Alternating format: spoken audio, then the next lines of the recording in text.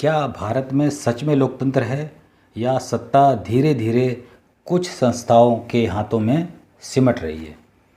ज़रा सोचिए कि अगर एक ही व्यक्ति कानून बनाए, उसे लागू करे और उसी पर फैसला भी सुनाए, तो क्या न्याय संभव होगा? यही सवाल हमें ले जाता है सेपरेशन ऑफ पावर्स की तरफ। नमस्कार दोस्तों, मैं हूं डॉक्टर एस गौर। आज हम समझेंगे एक ऐसा कंसेप्ट जो हर लोकतंत्र की रीढ़ है, सेपरेशन ऑफ पावर्स। कल्पना कीजिए एक ऐसे देश की जहां एक ही अथॉरिटी है, वही कानून बनाती है, वही पुलिस चलाती है और वही कोर्ट भी चलाती है। तो क्या यह डेमोक्रेसी है या डिक्टेटरशिप है? इसी खतरे को समझा एक फ्रेंच थिंकर ने, जिनका नाम था मॉन्टेस्क्यू। उन्होंने कहा कि power should be a check to power. इसका मतलब कि सत्ता को नियंत्रित करने के लिए दूसरी सत्ता होनी चाहिए। सेपरेशन ऑफ पावर्स का मतलब है साथियों, राज्य की शक्तियों को अलग अलग संस्थाओं में बांटना। सरकार के 3 प्रमुख अंग माने जाते हैं, जिनमें एक है लेजिस्लेचर जो कि कानून बनाती है, दूसरा है एग्जीक्यूटिव जो कानून लागू करने का काम करती है, तीसरा है जुडिशरी जो न्याय करती है। लेकिन यहाँ ध्यान दीजिए कि यह सिर्फ डिवीज़न नहीं है साथियों, यह पावर को लिमिट करने का तरीका भी है। यहाँ एक बहुत बड़ा कन्फ्यूजन होता है सेपरेशन ऑफ पावर्स और चेक एंड बैलेंसेस के बीच में। साथियों, सेपरेशन का मतलब पावर को अलग करना और चेक्स एंड बैलेंसेस का मतलब एक दूसरे को कंट्रोल करना। मॉडर्न डेमोक्रेसी में दोनों साथ चलते हैं। साथियों, यूएसए में हम देखते हैं कि प्रेसिडेंट पावरफुल है लेकिन अनलिमिटेड नहीं है। कांग्रेस उसे रोक सकती है, कोर्ट उसके डिसीजन को स्ट्राइक डाउन कर सकती है।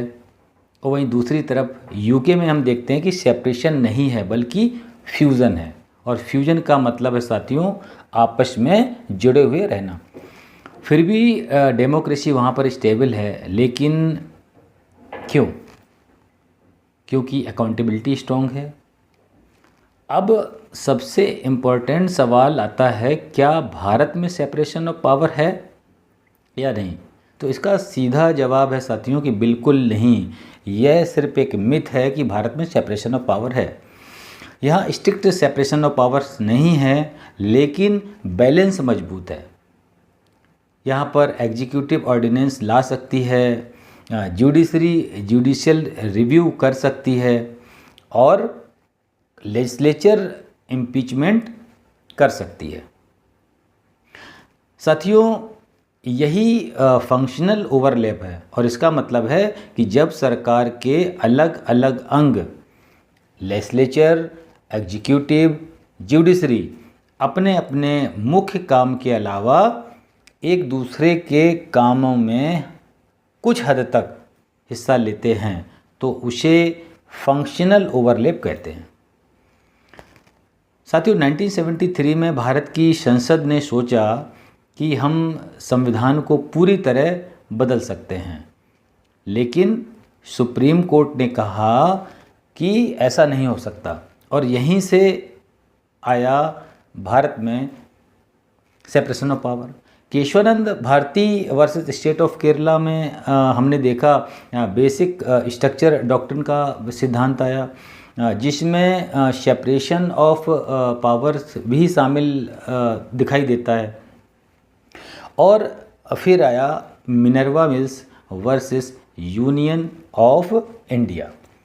साथियों, जहां कोर्ट ने कहा कि बैलेंस ही संविधान की आत्मा है, और दूसरी तरफ कि इंदिरा गांधी वर्सेस राजनारायण का केस था, जहां पर जुडिशरी ने एग्जीक्यूटिव को लिमिट कर दिया कि लेकिन अब सवाल ये आता है कि क्या यह परफेक्ट सिस्टम है?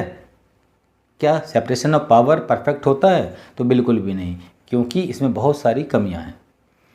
Complete separation of power possible नहीं हो सकता साथियों, क्योंकि इंस्टीट्यूशन में कन्फ्लिक्ट होता है, डिसीजन मेकिंग स्लो हो जाती है, और इसीलिए आज दुनिया में एग्जीक्यूटिव पावर बढ़ रही है। जुडिशरी पर सवाल खड़े हो रहे हैं, सवाल उठ रहे हैं, लेजिस्लेचर कमज़ोर हो रही है, और ऐसे में सेपरेशन ऑफ पावर्स और भी ज़रूरी हो जाता है। लेकिन साथियों, लोकतंत्र तब ख़त्म नहीं होता जब चुनाव बंद हो जाते हैं। लोकतंत्र तब ख़त्म होता है जब सत्ता पर कोई नियंत्रण नहीं रहता। और इसीलिए सेपरेशन ऑफ पावर्स सिर्फ एक सिद्धांत नहीं है साथियों, बल्कि लोकतंत्र की सुरक्षा कवच है। साथियों, अगर आपको यह वीडियो अच्छा लगा हो तो वीडियो को लाइक करें और शेयर करें, और साथ ही चैनल को सब्सक्राइब करना मत भूलिए, क्योंकि यहाँ आपको मिलते हैं लॉ, यूपीएससी, पीएससी और नेट के सबसे पावरफुल कॉन्सेप्ट्स। आज के लिए इतना ही साथियों, थैंक यू वेरी मच। मिलते हैं नेक्स्ट वीडियो में, तब तक के लिए जय हिंद, जय भारत।